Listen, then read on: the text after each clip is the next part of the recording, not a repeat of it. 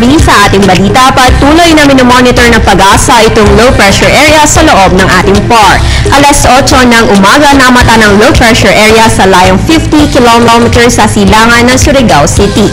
Kaya sa lagay ng panahon natin ngayong Lunes, itong naturang sama ng panahon at ang tail end of a cold front ay inaasahang magdadala ng moderate to heavy rains at thunderstorms sa mga susunod na lugar sa eastern at southern Luzon, Visayas at Caraga region, particular na sa mga probinsya ng Samar, Leyte at Camarines provinces, sa southern Quezon, Mindoro, Sorsogon, Masbate, Surigao del Norte at southern Palawan. At maaari po yung magdala ng pagbaha at pagguho ng lupa. Ayon naman kay Pag-asa Weather Forecaster Jory Lois, sa kanilang pagmamonitor, inaasahan pong kikilos pataas itong low at makakaranas ng pag-ulan ng Southern Luzon kasama ang Metro Manila simula bukas hanggang sa Huwebes. Pero sa oras naman po na lumapit ito sa kalupaan, ay bababa naman ang tsansa nitong maging isang ganap na bagyo.